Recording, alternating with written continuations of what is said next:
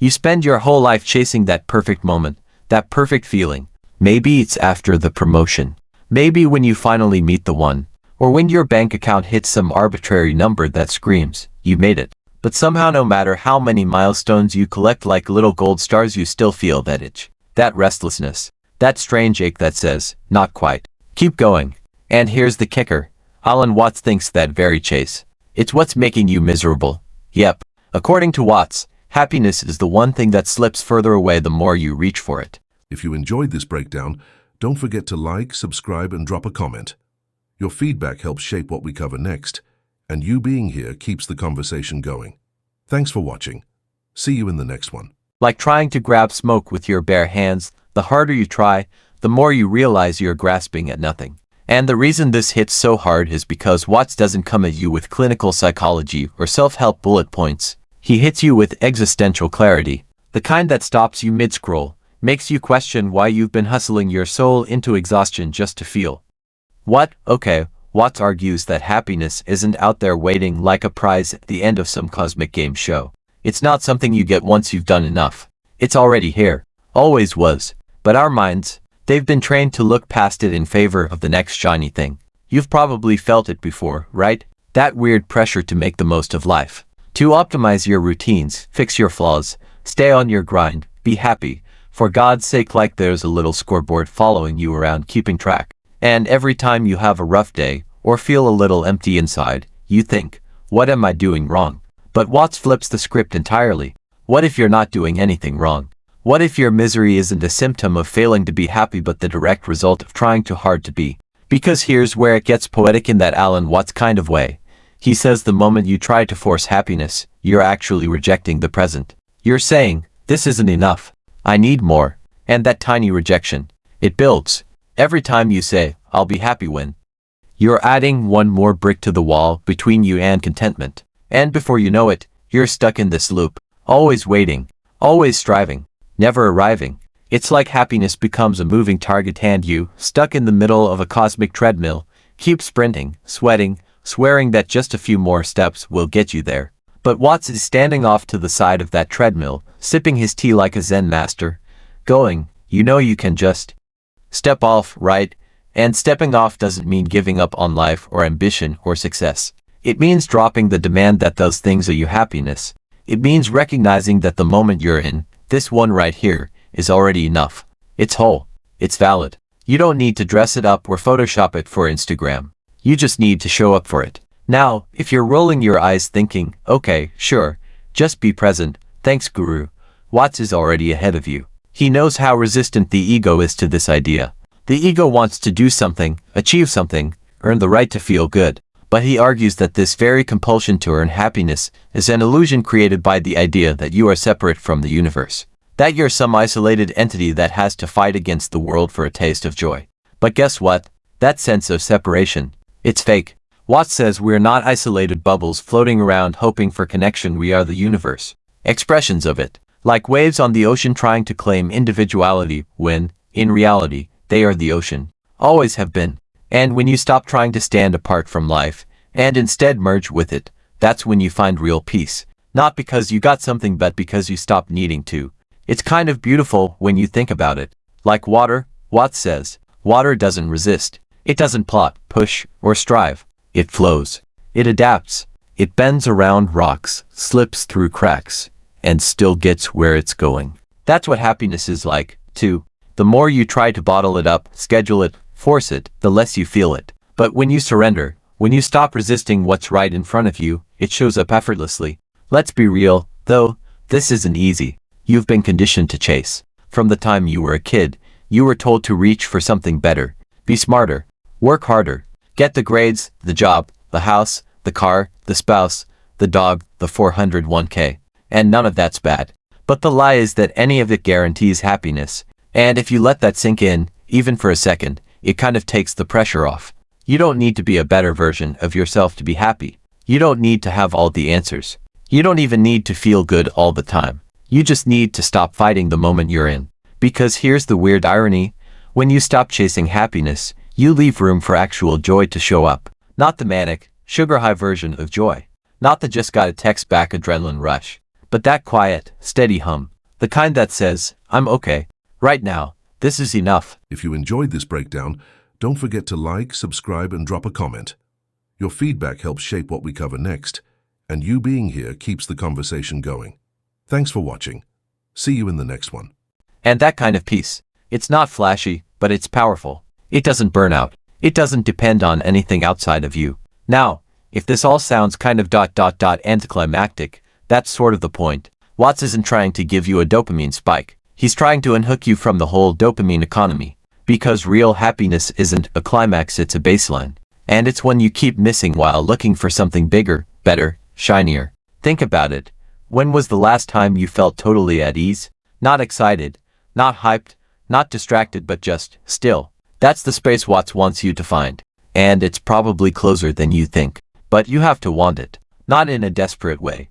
More like an openness. A willingness to sit with what is. To stop asking, am I happy yet? And instead ask, can I be with this, just as it is? Because that's the great cosmic joke. You spend your life looking for something that was never missing. And if all this sounds kind of frustrating, it's supposed to. The ego hates being told it doesn't have control. It wants rules, steps, a 30-day happiness challenge. But Watts pulls the rug out from under that entire system. He's not selling you a solution, he's offering a surrender. And that's way harder. But also, way more honest. So, what now? You could go back to the chase. Scroll some more. Buy something. Manifest harder. Or, maybe not. Maybe you just sit. Maybe you breathe. Maybe, for once, you let the moment be enough. Because the secret, according to Watts, happiness isn't something you get. It's something you stop resisting. And that might just be the most freeing and infuriating thing you've ever heard. So tell me, are you still chasing your shadow? Or are you ready to step into the light? Drop a comment if this hit a nerve, or if you're still figuring out how to get off the treadmill. And if you want more existential mic drops like this, go ahead and hit subscribe. Because the chaos doesn't stop, but maybe, just maybe, your suffering can. Alright, so let's keep going, because if this all has your brain doing somersaults, you're not alone. Alan Watts didn't just throw a wrench into the machinery of self-improvement, he lit the whole thing on fire with a philosophical grin and a British accent. See, here's where things get really twisted. Not only does trying to be happy make you miserable, but your very definition of happiness, probably wrong, probably borrowed, probably injected into your brain from every movie, ad, influencer, and childhood report card comment you've ever absorbed. Think about it. When someone says they just want to be happy, what do they really mean? A house in the hills? Inner peace? Finally proving everyone wrong.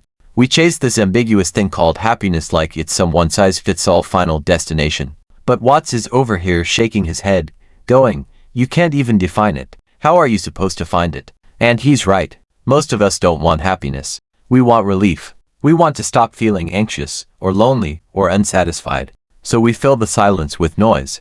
We fill the discomfort with distractions, scrolling, shopping, swiping, spiritual bypassing. And we call it the pursuit of joy. But underneath all that, we're terrified of just being. Of just existing without trying to improve, impress, or escape. Watts calls that out too. He says that this compulsive need to feel okay is the real disease. Because once you label the moment as not enough, you set off a whole chain reaction of resistance. And resistance, friends, is where suffering lives. It feeds off your shoulds. I should be more confident. I should be more successful. I should be happier. But guess what? The universe never agreed to your script. It doesn't care about your timelines, your 5-year plans, or your Instagram grid. It just is. And until you can get comfortable with that, you're going to keep crashing into walls made of your own expectations. But here's the sneaky part, and this is where Watts really messes with your head. Once you stop trying to be happy, you start to notice that happiness has been quietly sitting in the background the whole time. It's subtle. It's not neon lit. It's the quiet relief of not needing anything to be different. It's the moment you're not trying to fix, tweak, or judge your life. And that's when it hits you. Maybe peace isn't an achievement. Maybe it's what's left when the noise dies down. But of course, the ego doesn't like that. The ego loves drama. It loves striving. It loves a quest. And so it'll tell you, no, not yet. You're close. Just a little more healing. A little more productivity. A little more validation. Then you'll rest. But Watts isn't buying it. He's standing there, barefoot in a metaphorical forest, arms outstretched, saying, what if you just stop? Stop the war with yourself. Stop micromanaging your feelings. Stop outsourcing your peace to a better version of you that doesn't even exist yet. That's when it gets spiritual, but not in the preachy, love and like kind of way. Watts draws from Zen, Taoism, Buddhism, all the philosophies that say, the moment you stop trying to control life is the moment you start to live it. It's kind of like floating. Imagine you're in the ocean, panicking, flailing, trying to keep your head above water. The more you struggle, the more you sink. But the moment you surrender, the moment you trust the water to hold you, you float. That's what Watts is offering. Not control. Trust. Not force. Flow. And it sounds easy until you try it. Because surrender isn't passive. It's radical. It's the opposite of what you've been taught. We live in a culture that treats letting go like weakness. Like you've lost. But Watts flips that. He says surrender is the strongest move you can make because it means you're no longer a slave to your conditions. You don't need the perfect partner to feel loved. You don't need the perfect body to feel whole. You don't need a perfect life to feel peace. You just need to stop resisting the one you already have. That might be the most rebellious act in a world that profits off your discontent. To sit in the middle of your imperfect, chaotic, messy life and not try to escape it. To say, this is enough. Not because you gave up, but because you finally woke up. And from that place, you can still build. You can still grow. But the foundation is solid. You're not clawing your way out of a hole, you're moving from fullness, from alignment, from presence. Because as Watts reminds us again and again, you are not separate from life. You are life. The river doesn't need permission to flow. The tree doesn't question its value every morning. The clouds don't apologize for drifting. And yet, here we are apologizing for existing, for not being better, for not being there yet. But there isn't real. There's only here. And you've always been it. So maybe stop looking for the moment. Maybe this is the moment. And I get it, this all sounds great in theory. But what do you do when life sucks? When things go wrong? When you're hurting?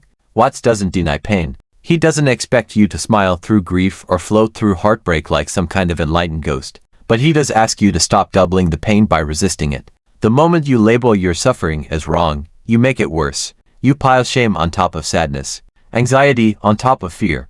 But if you just let it be, feel it, witness it, honor it, then it can move through you. Like weather, like a wave. You become the space it passes through, not the thing it defines. And suddenly, even suffering becomes sacred. Not because it's fun, but because it's part of the full spectrum experience of being alive. And that's where real peace lives. Not in the absence of difficulty, but in the acceptance of it. So where does that leave us? Not with answers. Not with a 10-step plan. But with an invitation. To drop the chase. To quit the exhausting performance. To stop turning your life into a project that never ends. Maybe happiness isn't a goal. Maybe it's a side effect of being real. And maybe, just maybe, the secret isn't to keep climbing, but to sit down. Look around. Breathe in. And realize that you were never lacking. Never broken. Never separate. You were always just here. And now, you finally are. So if this cracked open something in you, say so. Leave a comment. Tell me what you're still chasing or what you're ready to let go of. And if you want more moments like this, more mental plot twists and philosophical wake-up calls, hit that subscribe button. Because life's not waiting. And maybe, you don't have to either. Because if you're still here, still listening, it probably means something in all of this hit a little too close to home. That creeping suspicion that no matter how hard you try, how much you accomplish, how good you play the game, peace keeps slipping through your fingers like sand. And maybe, just maybe, you're starting to wonder, what if the problem isn't me? What if the problem is the chase itself? That's the exact point Alan Watts wants to drive into your soul, not gently, not with a soft pat on the head, but with a spiritual frying pan to the face. He's not trying to comfort you. He's trying to wake you from the trance of not enough. The trance that says you have to earn the right to rest. That life is only valuable if it looks like a highlight reel. That joy is something you unlock after you've cleaned up every part of yourself that's too messy. But Watts is basically laughing in your face in the most enlightened way possible, saying, that's all nonsense. You're already it. And that's where things get frustratingly beautiful. Because what do you do with that truth? That you don't need to become anything. That there's no cosmic finish line. That your life, just as it is enough to feel peace. The scary part, you stop being able to blame the future. You stop being able to hide behind someday.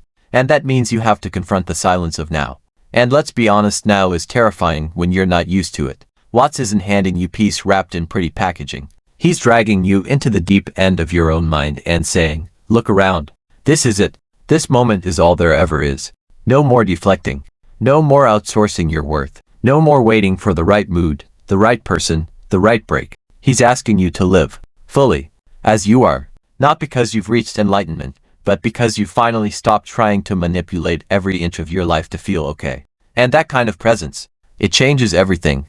You stop talking about your life like it's a project, and you start experiencing it. The taste of your coffee, the sound of your breath, the chaos of your family, the weird ache in your chest that you don't try to fix, you just feel it. You're not detached. You're not above it all. You're in it, alive in a way that doesn't need fireworks or fanfare. That's the kind of happiness Watts is talking about. The kind that doesn't announce itself. It just is. Quiet, steady, available. But of course, the mind still fights back. It wants to do something with this truth. Okay, cool, I'll just try really hard to stop trying really hard. And there it is again, the ego, looping like a broken record. You can't trick your way into surrender. You actually have to mean it. You have to sit in the discomfort of not fixing. You have to stop spinning the wheel. And that might feel like death at first, death of the striving, the story, the identity you've built around chasing more. But on the other side is space. Space for joy to show up. Space for clarity. Space for a version of you that isn't crushed under the weight of expectations. That's what Watts offers, not a road map, but a clearing. And once you step into it, life doesn't suddenly get easier. You still get stuck in traffic. You still lose people. You still have days where nothing makes sense. But you stop demanding that life owe you something else. You stop seeing struggle as failure. You stop turning every moment into a problem to be solved. You just live. And you realize, oh, this was it the whole time. Not the next chapter. Not the next milestone. This. So if you're still waiting for permission to stop fighting your life, this is it. You've got it. No guru, no book, no best version of you is coming to save the day. You were never broken. You were just busy looking elsewhere. And now you're not. So stay here. Be here. Let it be enough. And if you're with me, drop a comment. Let the world know you're done chasing shadows. You're ready to feel the sun. And don't forget to subscribe, because this rabbit hole goes deep, and we're just getting started. Thanks so much for watching. If you made it all the way to the end, you're officially part of the small percentage of people who don't just click away, and that means a lot.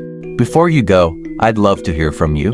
Drop a comment below and tell me your thoughts, your ideas, or even what you'd like to see next.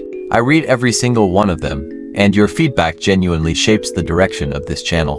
If you enjoyed the video, tap that like button. It tells YouTube this content is worth sharing. And if you haven't already, hit subscribe and turn on notifications so you don't miss the next upload. We've got more exciting videos coming, and trust me, you'll want to be here for them. This channel is just getting started, and your support helps it grow faster than you realize. Thank you again for spending a part of your day here with me. Stay curious, stay motivated, and as always, take care of yourself. Until next time, I'll see you in the next video.